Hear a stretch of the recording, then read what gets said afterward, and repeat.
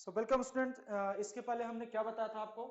इसके पहले हमने इंटीजर्स को बॉड मास रूल से कनेक्ट करके उस पे जो सम्स थे उसके बारे में हमने डिस्कस किया था।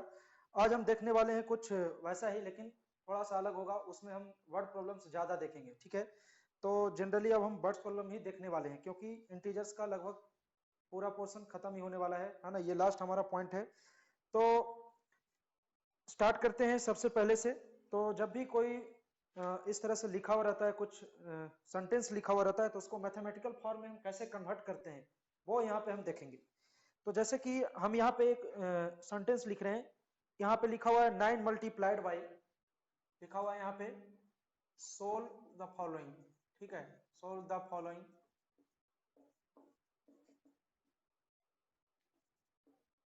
और लिखा हुआ है 9 multiplied by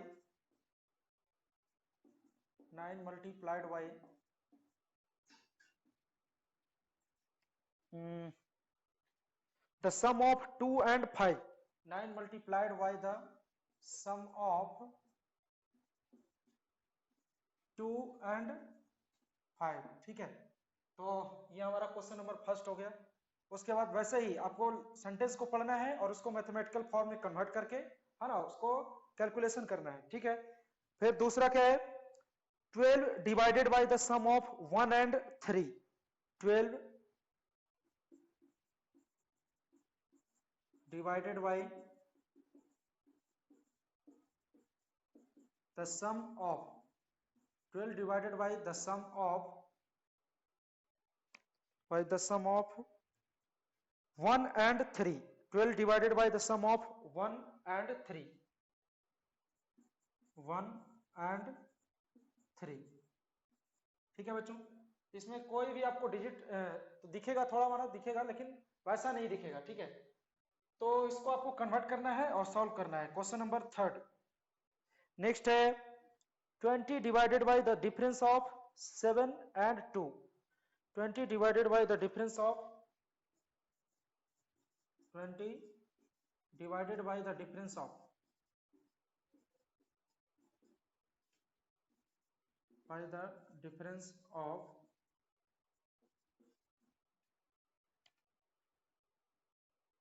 7 and 2। Difference of 7 and 2। ठीक है बच्चों, तो इस बार क्या है? 20 divided by the difference of 7 and 2। तो इस तरह से हो गया। अब आगे क्या है? By the difference of 7 and 2। तो तीन सम ही लेते हैं हम अभी और देखते हैं कैसे सोल्व करना है। ठीक है, तो स्टार्टिंग में उसने क्या लिखा है? 9 multiplied by the sum of 2 and 5। तो जब हम 9 को मल्टीप्लाई करेंगे सम ऑफ 2 एंड 5, तो कैसे लिखेंगे उसको? सबसे पहले उसने क्या बोला? 9 multiplied by the sum of, किसका सम? ऑफ किसके आगे लगा हुआ है? 9, मतलब 9 मल्टीप्लाइड तो लिखा हुआ है by the sum of 2 and 5। तो 2 एंड 5 के सम में किससे मल्टीप्लाइड है बच्चों? 9 से मल्टीप्लाइड है। इस तरह से हम लिखेंगे। हाँ, तो इसका आंसर कितना होगा? पहले तो ब्रैकेट का कम करते हैं हम। तो 9 मल्टीप्लाई कितना हो गया? 5 + 2 7, और 9 7 जा कितना आया? 63। तो इस तरह से हम सेंटेंस को पढ़ के और उसको मैथमेटिकल फॉर्म में कन्वर्ट करते हैं और फिर उसे सोल्व कर लेते हैं। तो जैसे हमने ऊपर का किया है वैसे ही आपको नीचे का करना है। क्या है यहाँ पे? 12 divided by the sum of 1 and 3। 12 divided by the sum of, हाँ ना, यहाँ पे क्या लिखा हुआ है? 12 divided by the sum of. ठीक है, तो 12 में हम किससे डिवाइड कर रहे हैं? किसके सम से? 1 एंड 3 के सम से डिवाइड कर रहे हैं। ठीक है बच्चों, तो इसको हम इस तरह से लिखेंगे। तो 12 का 12 लिखा हमने, डिवाइडेड था, यहाँ डिवाइडेड का साइन दिया।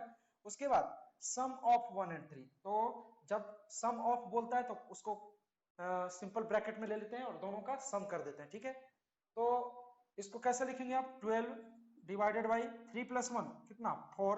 और 12 में 4 से डिवाइड करोगे तो कितना आएगा बच्चों? 3 आएगा। ठीक है, तो जैसे हमने यहाँ पे लिखा है वैसे ही अब क्वेश्चन नंबर थर्ड आपको खुद से करके देखना है। देखते हैं होता है कि नहीं, आपसे करके देखिए। तो ये हमारा पहला दूसरा सम था। थर्ड खुद से देखिए करके।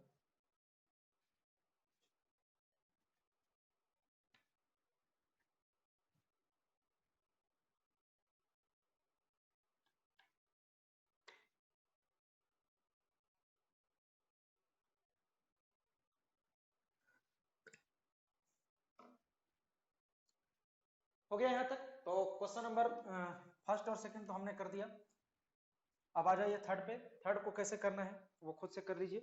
उसके बाद क्या है, क्वेश्चन नंबर 4 देखते हैं। 4 में लिखा हुआ है बच्चों, 8 subtracted from the product of 2 and 3। 8, question number 4 में 8 subtracted from the 8 subtracted from the product of 2 and 3, from the product of 2 and 3। तो 2 and 3 के प्रोडक्ट में से 8 सब्ट्रैक्टेड, मतलब 2 and 3 के प्रोडक्ट में से 8 को आप सब्ट्रैक्ट करो, ये बोल रहा है वो, ठीक है। उसके बाद मैं फिफ्थ देता हूं बच्चों तब तक। क्वेश्चन नंबर 5 में है 40 divided by the 40 divided by 1 more than। Question number 5, 40 divided by 1 more than, 40 divided by 1 more than the sum of 9 and 10। 1 more than the sum of 9 and 10। 9 and 10, ठीक है बच्चों। तो क्या लिखा हमने, 40 divided by 1 more than sum of 9 and 10। तो ये है हमारा फिफ्थ क्वेश्चन। तो पहले थर्ड देख लेते हैं। तो थर्ड आपने कैसा किया है वो चेक कर लेते हैं। तो थर्ड में लिखा हुआ है 20 divided by the difference of 7 and 2। तो 20 लिखा हमने divided by the difference of, तो डिफरेंस किसका लिखना है, डिफरेंस 7 and 2 के,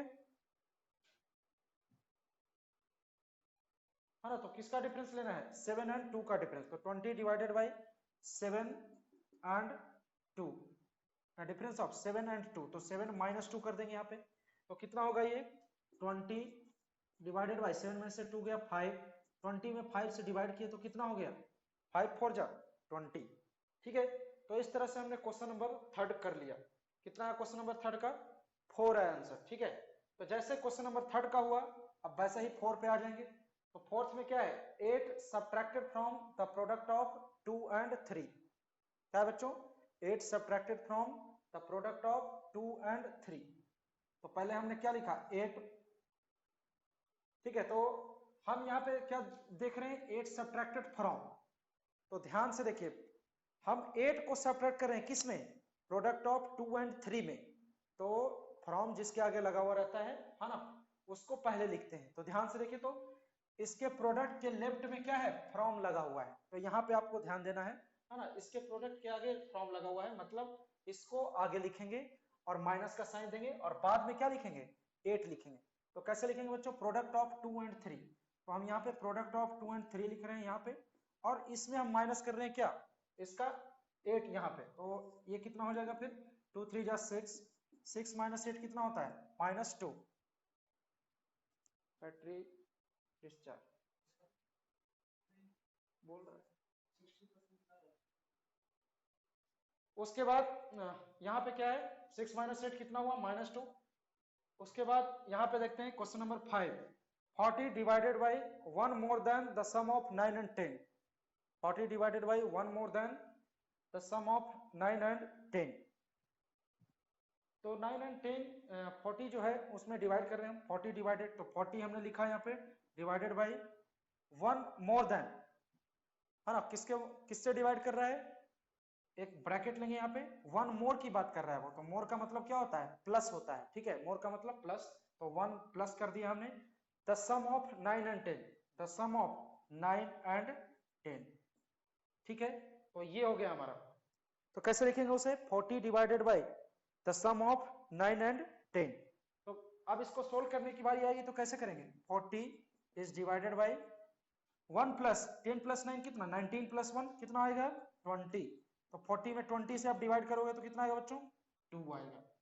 तो इस तरह से जब सेंटेंस में लिखा हुआ रहता है तो हम इस तरह से कन्वर्ट करते हैं उसको मैथमेटिकल फॉर्म में और फिर कैलकुलेट कर लेते हैं कि कितना आंसर होगा। तो ऐसे ही आपको सीखना है कि कैसे सेंटेंस को कन्वर्ट किया जाता है मैथमेटिकल फॉर्म में।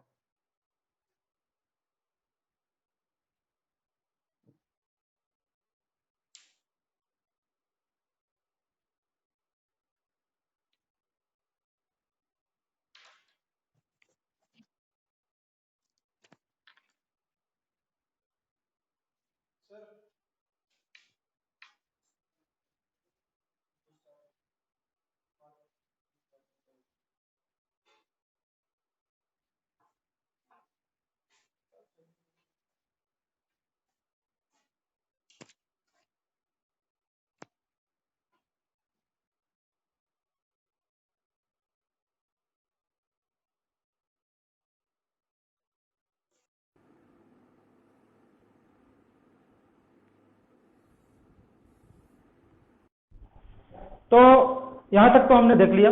अब हम आगे आते हैं। तो वर्ड प्रॉब्लम्स हमने देख लिए। अब कुछ ऐसे वर्ड प्रॉब्लम्स आएंगे जिसमें कुछ इस तरह से स्टोरी वगैरह दिया हुआ रहेगा और जैसे कुछ फाइंड करना होता है तो उस तरह के काम करेंगे अब, है ना। थोड़ा सा और डीप में जाएंगे वर्ड प्रॉब्लम के, कैसे करना है वो देखेंगे। तो अब हमारा नेक्स्ट है इंटीजर्स के जो वर्ड प्रॉब्लम्स हैं, वहाँ पे हम जा रहे हैं।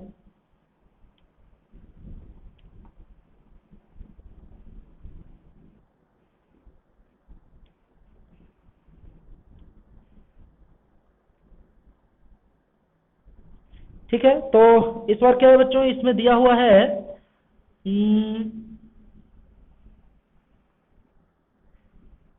आपके बुक से ही मैं ले रहा हूँ क्वेश्चन। तो इसमें दिया हुआ है question,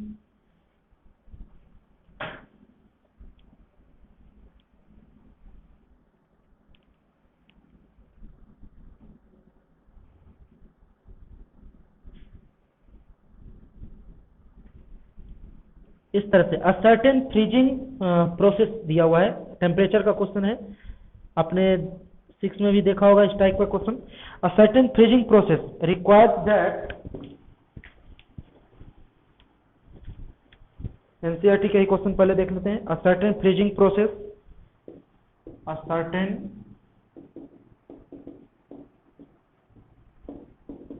freezing process,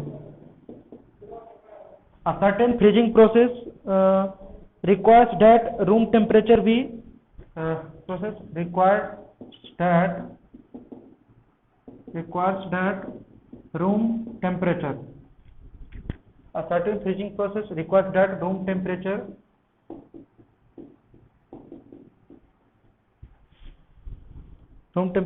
be lowered from 40 degrees Celsius, temperature be lowered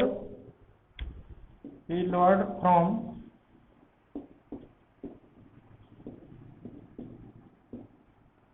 40 degree Celsius. ठीक है, 40 डिग्री सेल्सियस से लोअर्ड होता है 40 degree Celsius at the rate of 5 degree Celsius every hour, at the rate of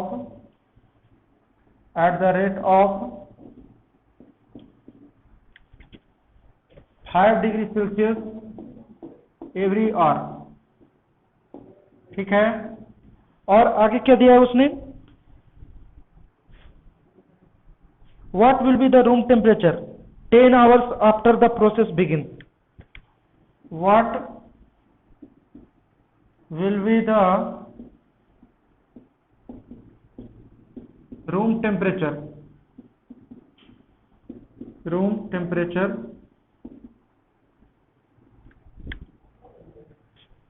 what will be the room temperature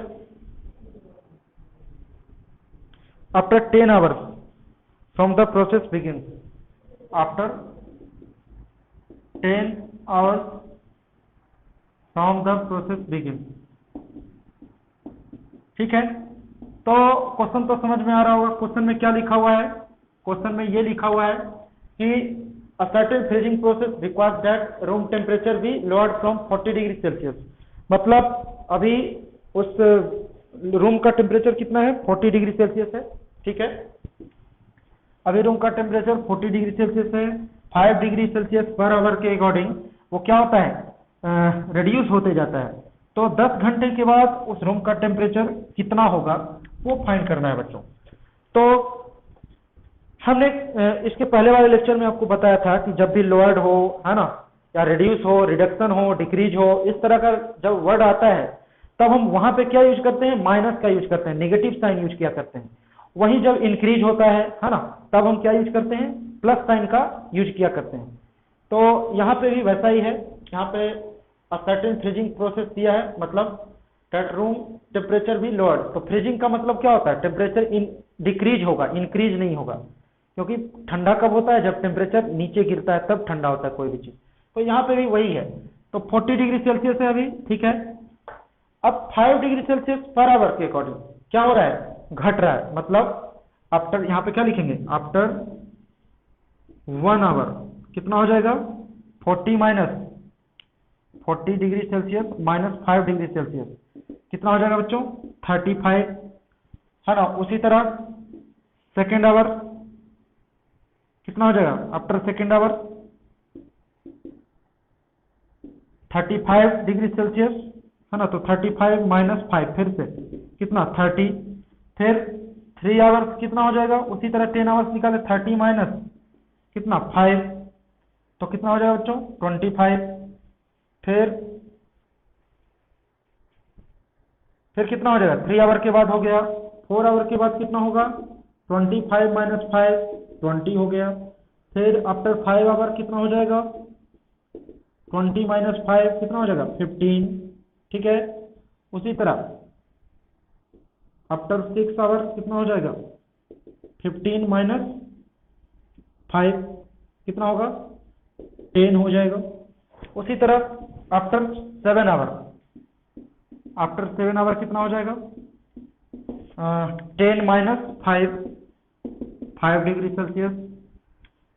after 8 hour 5 minus 5 0 degree Celsius पे temperature आ जाएगा। After 9 our कितना हो जाएगा बच्चों, 0 माइनस 5 कितना होता है, -5, ठीक है, क्योंकि इसके आगे का साइन माइनस ही है ना। उसके बाद आफ्टर 10 आवर कितना होगा ये, -5 है ना। तो माइनस माइनस कितना होता है बच्चों, प्लस, और दोनों को ऐड करेंगे तो -10 डिग्री सेल्सियस। मतलब आंसर हमारा क्या होगा, आंसर हमारा क्या आ जाएगा, -10 डिग्री सेल्सियस। तो ये हमारा क्या है, आंसर है इस क्वेश्चन का, ठीक है। तो इस तरह से कोई भी वर्ड प्रॉब्लम दिया हुआ रहता है तो उसको ध्यान से पढ़ेंगे। उसके बाद वो क्या बोल रहा था, लोअर्ड बोल रहा था, इसलिए हमने क्या किया, वहां पे माइनस किया। उसी तरह जब इंक्रीज होगा तो प्लस करेंगे, है ना। तो यही प्रोसेस हमारा चलते रहेगा। तो इस क्वेश्चन का आंसर क्या है बच्चों, -10 डिग्री सेल्सियस। मतलब अगर 5 डिग्री सेल्सियस के रेट से डिक्रीज होता है टेम्परेचर, तो 10 घंटे के बाद उस रूम का टेम्परेचर कितना होगा, -10 डिग्री सेल्सियस होगा, ठीक है।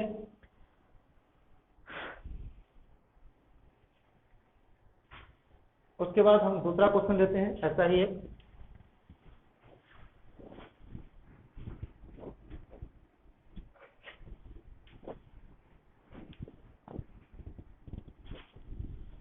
नेक्स्ट है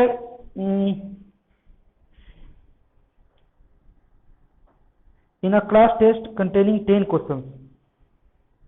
क्या है, in a class test, question number 2, in a class test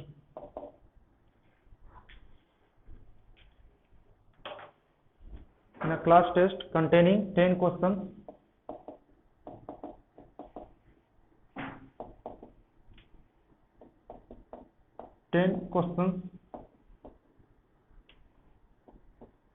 मतलब उस क्लास टेस्ट में 10 क्वेश्चंस हैं। ये क्वेश्चन नंबर 7 है बच्चों, एक्सरसाइज एनसीईआरटी का जो एक्सरसाइज है 1.3 उसका क्वेश्चन नंबर 7 है। In a class test containing 10 question, 5 marks are awarded for every correct answer. 5 marks awarded for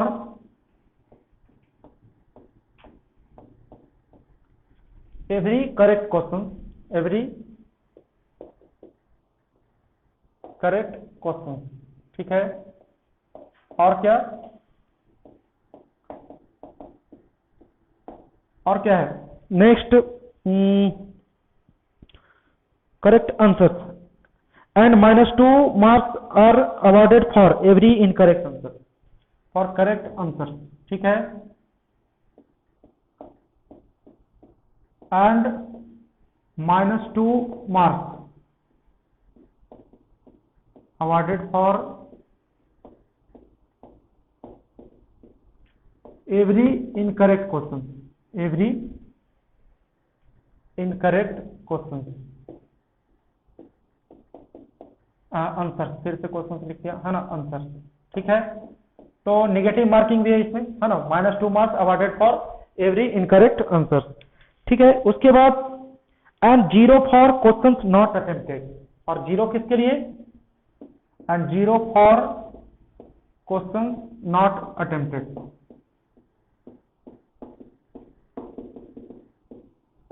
ठीक है बच्चों।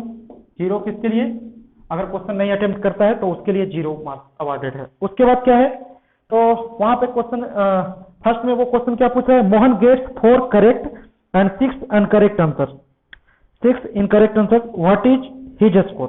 तो फर्स्ट क्वेश्चन है हमारा क्या, एक मोहन कोई स्टूडेंट का नाम है ना, तो इसमें सब क्वेश्चन दिया हुआ है। Mohan gets 4 correct, Mohan gets 4 correct and 6 incorrect answers, and 6 incorrect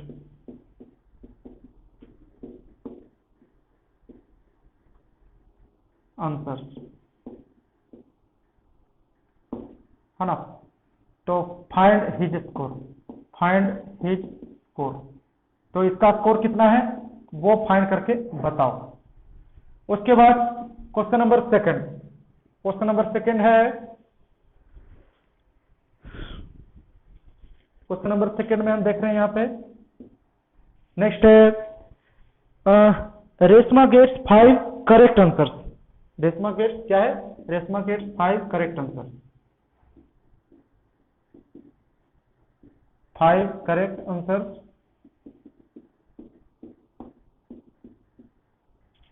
और and 5 incorrect answers, what is her score, and 5 incorrect answers,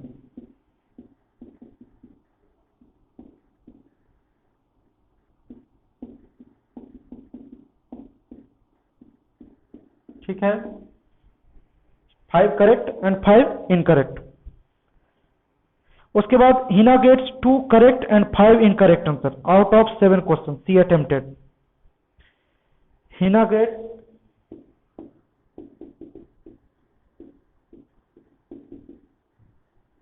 5 correct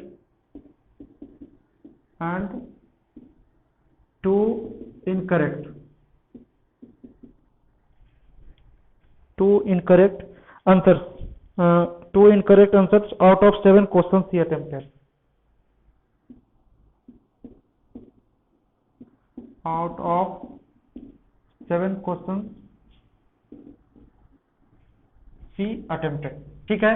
तो ये हमारा क्वेश्चन है, इसका भी स्कोर फाइंड करना है, ठीक है, फाइंड हर स्कोर, तो तीनों का स्कोर फाइंड करना है, ठीक है। तो ये बहुत ही अच्छा क्वेश्चन, ये क्वेश्चन ऑलरेडी आता है एग्जाम में ये सारे क्वेश्चन, ठीक है। तो इसको ही देख रहे हैं हम, तो व्हाट इज हर स्कोर, ठीक है, तो वही हुआ।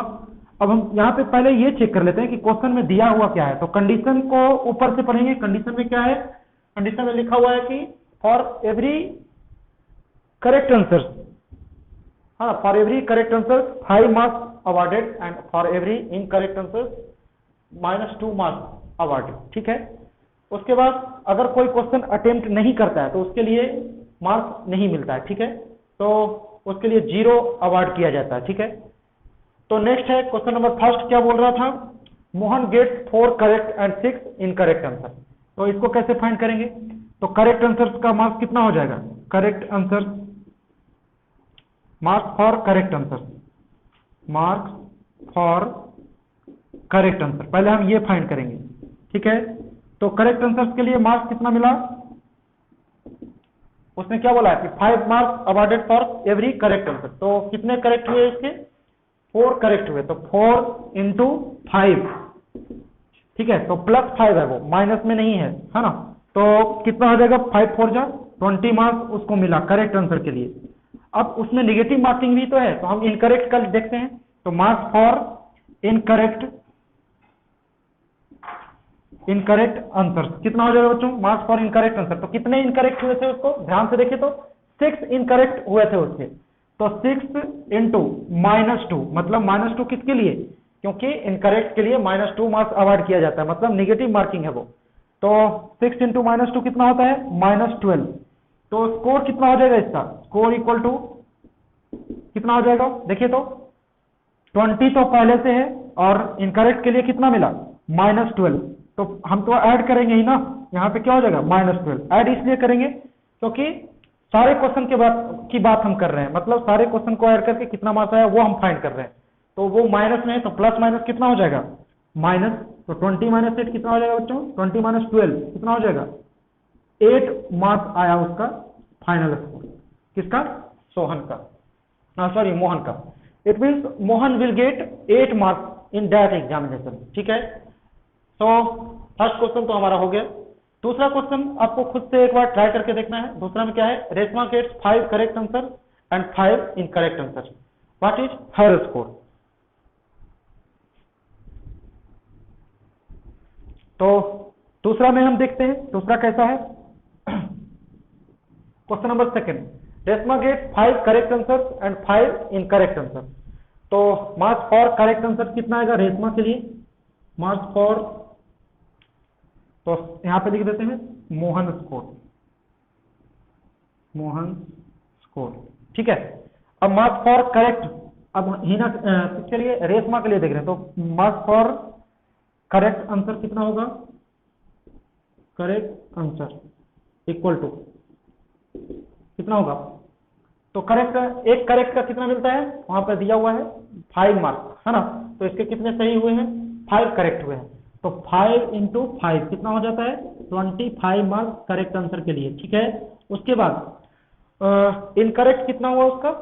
5 इनकरेक्ट हुआ। तो marks for incorrect answer, incorrect answer कितना हो जाएगा बच्चों? तो कितना है इनकरेक्ट? कितने हैं? 5 है उसके, और -2 निगेटिव मार्किंग मिलता है, तो कितना है बच्चों? -10। तो स्कोर फिर से वैसे ही, तो किसका स्कोर है? रेशमा स्कोर इक्वल टू कितना हो जाएगा? रेशमा स्कोर इक्वल टू, पहले तो उसने 25 टोटल गेट किए, उसमें से 10 मार्क्स क्या कर देंगे? माइनस, फिर से प्लस माइनस क्या हो जाएगा? माइनस, डायरेक्टली मैं कर दिया यहाँ पे। तो उसके स्कोर कितने आएंगे? 15 मार्क्स आएंगे उससे, ठीक है। तो ये उसका स्कोर है, किसका? रेशमा का। तो हमने 2 तो खुद से कर दिए। तो इस तरह से हमने यहाँ पे प्लस माइनस डायरेक्टली यहाँ पे कर दिया, जैसे कि पहले किए थे, है ना। 25 में से 10 माइनस कर दिया, क्योंकि वो इनकरेक्ट थे इसलिए माइनस का यूज किया है। तो इनकरेक्ट वाला क्या हो जाएगा? वो मार्क्स नहीं मिलेंगे उसे, मतलब वो माइनस हो जाएगा, ठीक है। तो ये तो हमारा सेकेंड क्वेश्चन था। अब थर्ड में आते हैं। तो थर्ड क्वेश्चन में क्या है बच्चों? Hina gets 5 correct and 2 incorrect answer out of 7 question. तो बचता है क्या है? कितना? 7 क्वेश्चन बचता है वहां पे। तो उसने क्या बोला है? 5 correct and 2 incorrect answer out of 7 question. तो उसने 7 क्वेश्चन ही अटेम्प्ट किया। तो मार्क्स फॉर करेक्ट आंसर्स कितने हो जाएंगे? करेक्ट आंसर इक्वल टू कितने हो जाएंगे? तो देखिए तो करेक्ट आंसर कितने हैं उसके? 5 करेक्ट हैं। तो मार्क्स फॉर करेक्ट आंसर, एक करेक्ट आंसर का कितना मिलता है? देखिए यहाँ पे एक करेक्ट आंसर का 5 करेक्ट है, तो एक करेक्ट का कितना मिलता है? Awarded for every correct 5 marks. तो 5 5 कितना हो जाए? 25 मार्क्स। उसके बाद इनकरेक्ट कितने हुए? 5 करेक्ट एंड 2 इनकरेक्ट। तो marks for incorrect, marks for incorrect answer कितने हो जाएंगे? इनकरेक्ट आंसर इक्वल टू, तो 5 इंटू -2 कितना होता है? -10। -10 क्या हो गया? इनकरेक्ट। तो फिर कितना हो जाएगा? इसका स्कोर कितना रहेगा? और उसने ये भी बोला है कि 3 क्वेश्चन उसने छोड़ दिया, मतलब 3 क्वेश्चन के लिए उसे कोई भी मार्क्स नहीं मिला, ठीक है। तो स्कोर कितना हो जाएगा बच्चों, स्कोर इक्वल टू, किसका स्कोर है ये, हिना का स्कोर है, ठीक है। तो हिना स्कोर इक्वल टू कितना हो जाएगा, पहले का कितना था 25 मार्क्स उसने गेट की, उसके बाद -10, और 3 क्वेश्चन के लिए 3 इंटू 0, मतलब एक क्वेश्चन का 0 मार्क्स मिलता है अगर वो अटेम्प्ट नहीं करती है तो, मतलब यहाँ पे प्लस क्या हो जाएगा 0। तो 25 - 10, 0 का तो कोई एडिशन सब्ट्रैक्शन होता नहीं, तो कितना होगा ये 25 - 10 कितना होगा 15 मार्क्स, ठीक है। तो ये 3 आंसर्स है। तो इस तरह से क्वेश्चन को समझना है हमें और ऐसे ही करना है, ठीक है। तो आंसर कितने हुए, कौन कौन से आंसर हैं, ये हमारा आंसर हुआ 8 मार्क्स, पहला आंसर 8 मार्क्स, दूसरा आंसर कितना है 15 मार्क्स, और तीसरा आंसर भी कितना है 15 मार्क्स, ठीक है। तो ये हमारा क्वेश्चन नंबर कौन सा था आपके बुक का, एनसीईआरटी के बुक का 7th क्वेश्चन था ये। ऐसे ही 8 करना है ना। इसमें प्रॉफिट और लॉस दिया हुआ है, तो लॉस का मतलब तो पता ही है, लॉस का मतलब माइनस और प्रॉफिट का मतलब प्लस। तो पहले क्या करेंगे, प्रॉफिट निकाल लेंगे, जैसे हमने करेक्ट के लिए निकाल लिया था पहले, उसके बाद लॉस निकाल लेंगे, तो उसके बाद लॉस के लिए निकालेंगे और दोनों को माइनस कर देंगे, ठीक है। तो उस तरह से हम क्वेश्चन नंबर 8 करेंगे। तो हम अभी हैं वर्ड प्रॉब्लम एक्सरसाइज नंबर 1.3 के क्वेश्चन नंबर 8 पे हैं अभी। उसमें 9th क्वेश्चन तो ऑलरेडी बता चुके हैं, है ना। तो क्वेश्चन नंबर 8 करेंगे।